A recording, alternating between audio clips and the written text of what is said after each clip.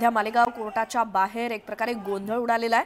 Police या सगळ्यांना नियंत्रणात ठेवण्याचा प्रयत्न करतायत। मूक मोर्चा निघाला होता, मात्र त्यानंतर कोर्टाच्या परिसरामध्ये सगळेच आंदोलक आक्रमक झालेत। इतके आक्रमक की या सगळ्यांनी कोर्टाच्या इमारतीमध्ये घुसण्याचा देखील प्रयत्न केला, मात्र पोलीस या सगळ्यांवरती कारवाई करतायत आणि या सगळ्यांना कोर्टापासून दूर लोटतायत।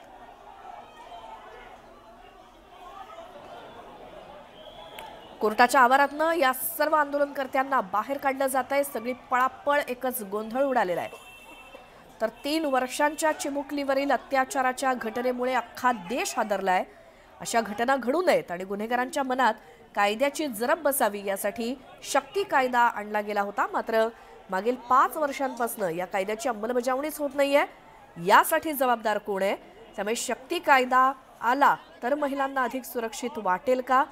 केंद्राकडे प्रलंबित असलेल्या या कायद्याला अंतिम मंजुरी का दिली जात नाहीये, असे अनेक प्रश्न अनुत्तरित आहेत।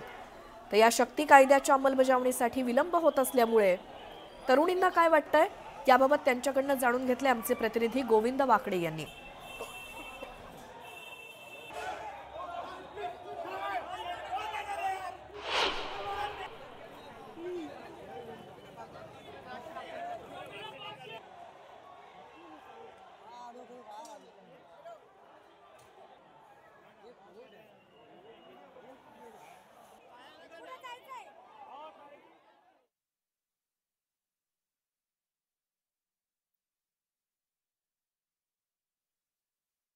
या संदर्भात आता प्रश्न उपस्थित होत आहेत।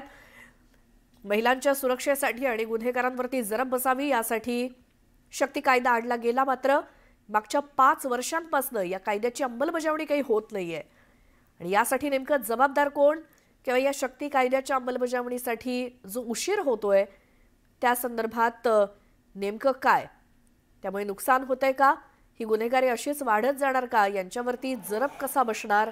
यासाठी काहीतरी कठोर कायदा हवा, अशीच मागणी गेल्या काही वर्षांपासून केली जाते। देशभरात घडलेल्या प्रकारांनंतर हा कायदा आणला खरा, मात्र त्याची अंमलबजावणी झालेली नाही। गेली 5 वर्ष झाली हा उशीर झालाय, त्यामुळे याला जबाबदार कोण असा प्रश्न विचारला जातोय।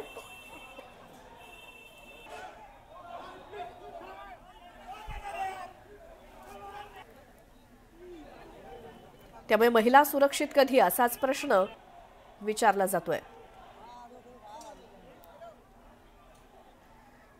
याच संदर्भात आपण बोलूयात। निवृत्त IPS अधिकारी सुनील कडासने आपल्या सोबत जोडले गेलेत। सर, एक प्रकारे जो गोंधळ आता मालेगाव कोर्टाच्या बाहेर आपण बघतोय, ही परिस्थिती खरंच दयनीय आहे। लोक इतकी आक्रमक झाली आहेत, आरोपीला फाशीची शिक्षा द्या, काय नेमकं चाललंय हेच कळत नाहीये। पोलिसांना आता हे सगळं आवरत नाहीये, काय याबद्दल सांगाल?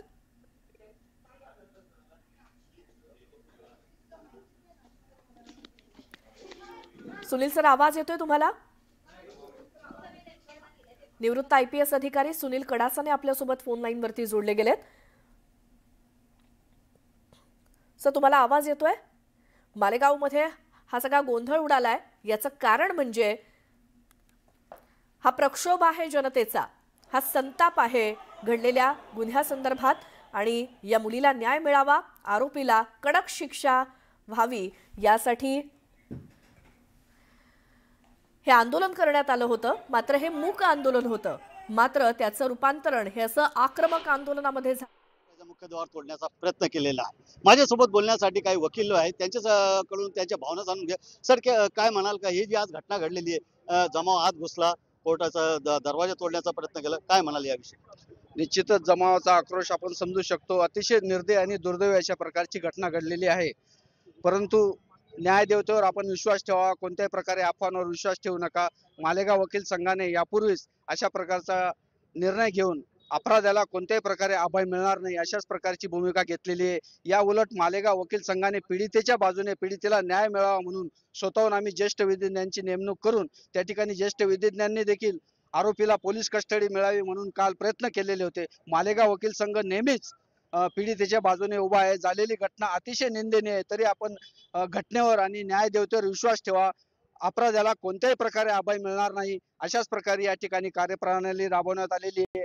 माननीय नामदार दादाभाऊ भुसे साहेब यांनी देखील या ठिकाणी आपल्याला आश्वासन दिलेले आहे की मुख्यमंत्री देवेंद्र फडणवीस यांच्याशी चर्चा करून हा खटला फास्ट ट्रॅक कोर्टात चालून 2 महिन्याच्या आत अपराध्याला शिक्षा होईल अशा प्रकारे कार्यप्रणाली राबवण्यात येणार आहे आणि त्या दृष्टीने प्रयत्न देखील संपूर्ण प्रशासन करत आहे। या ठिकाणी मालेगाव वकील संघ देखील अशा प्रकारे पूर्ण सकारात्मक प्रतिसाद त्या ठिकाणी देणार आहे आणि निश्चितच फास्ट ट्रॅक कोर्टात खटला चालून पीडितेला न्याय मिळेल आणि अपराध्याला कठोरातली कठोर शिक्षा होईल अशाच प्रकारे या ठिकाणी न्यायदेवता काम करणार आहे। आपण काय म्हणाल, एकीकडे न्यायालयामध्ये केस पेंडिंग असताना अजून खटला सुरू पण नाही झालेला आहे, ज्या पद्धतीने आज जमाव आत घुसला हा कोर्टाचा अवमान मानला जाईल? नाही, नक्कीच जनतेचा आक्रोश हा गृहीत धरता येईल।